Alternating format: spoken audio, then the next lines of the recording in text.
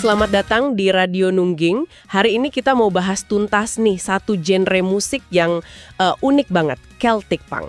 Kita punya sumber menarik, kutipan dari tulisan Sejarah dan Perkembangan Celtic Punk di Asia.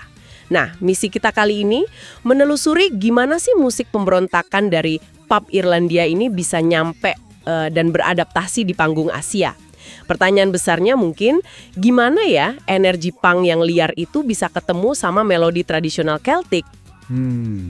Ini emang pertemuan dua dunia ya, di tahun 70-an, 80-an gitu. Satu sisi ada punk rock kayak The Clash, ya kan, semangatnya anti kemapanan. Sisi lain ada musik rakyat Irlandia yang hidup banget dimainin sama diaspora Irlandia di London, di Boston. Nah, dari situ mulainya. Oke. Terus siapa nih yang benar-benar bikin ini meledak, pelopor utamanya gitu? Wah, kalau itu sih nggak bisa lain. The Pogues, jawabannya. Album pertama mereka, Red Roses for Me, tahun 84, itu gebrakan banget. Mereka berani banget nyampurin instrumen tradisional kayak fiddle, tin whistle, terus bodhran itu loh, drum tangan Irlandia, dicampur sama lirik yang kasar, jujur soal hidup kelas pekerja. Plus energi panggungnya yang wah kacau tapi keren. Vokalisnya Shane MacGowan, nah itu jadi ikon. Liriknya puitis tapi ya gitu, brutal. Soal alkohol di Streams of Whiskey, kangen kampung halaman di Thousands Are Sailing, kritik sosial kayak di Birmingham Six. Oke, The Pogues emang ikonik ya. Terus dari situ gimana perkembangannya di era 90-an sampai 2000-an? Kayaknya nggak diem di tempat aja kan genre ini? Betul banget. Genre ini jadi makin beragam. Di Amerika Utara, ada Dropkick Murphys dari Boston. Sound mereka lebih keras, kerasa banget street punknya. Album kayak Do or Die itu contohnya. Terus ada juga Flogging Molly dari LA. Ah, iya, Flogging Molly. Lebih melodius ya mereka? Iya benar, mereka cenderung lebih melodius gitu. Campuran folk punknya kerasa, Drunken Lullabies itu contoh bagus. Di Eropa juga seru.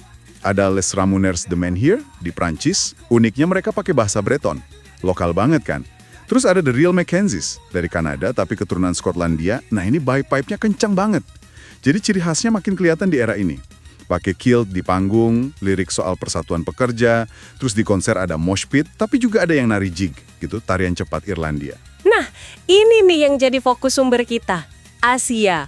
Apa di Asia seheboh di Barat? Kayaknya sumber kita bilang ceritanya agak beda ya. Iya benar, kontrasnya lumayan kelihatan. Di Asia, perkembangannya emang nggak semasif itu. Ada tantangan tersendiri, misalnya nyari pemain alat musik tradisional Celtic kan nggak gampang ya. Terus budaya pub juga nggak sekuat di Irlandia atau Inggris, padahal itu rumah alaminya genre ini. Plus, scene punk lokal sering udah punya subgenre andalan sendiri, kayak hardcore atau skate punk gitu. Tapi bukan berarti nggak ada sama sekali kan, pasti ada lah ya band-bandnya, adaptasi lokalnya. Gimana tuh bentuknya pas Celtic Punk ketemu Asia? Ada. Meskipun yang murni Celtic Punk mungkin nggak banyak. Di Jepang contohnya ada The Maggie Wackers. Mereka lumayan setia sama formula awal The Pogues. Pakai fiddle, tin whistle, liriknya ya seputar minuman, kehidupan kota di Jepang gitu. Kalau di Thailand, ada The Pop Rebels dari Bangkok. Ini soundnya lebih ke Dropkick Murphys. Mereka juga sering bawain lagu-lagu klasik Celtic Punk. Yang menarik mungkin di Filipina nih, ada The Celtic Pirates dari Manila.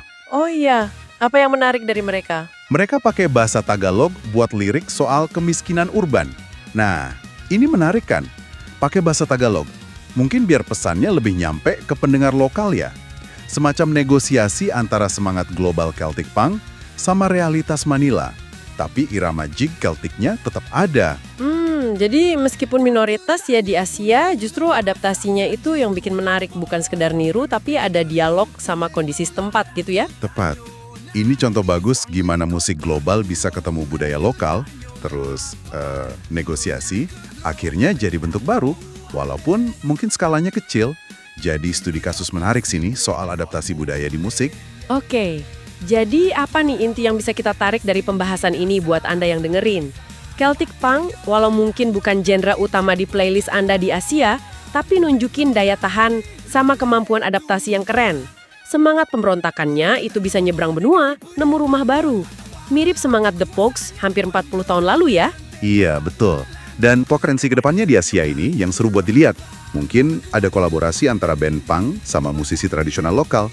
Atau eksperimen fusion yang lebih gila lagi, bayangin deh. Celtic Punk ketemu Serune Kaleh dari Aceh. Atau shamisen dari Jepang. Bisa juga lewat festival khusus yang ngumpulin band-band sejenis se-Asia. Itu bisa jadi pendorong juga. Nah, sebagai penutup nih, satu pemikiran buat Anda bawa pulang.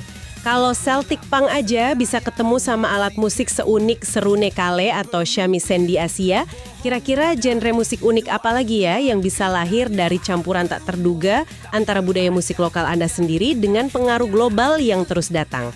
Coba direnungkan.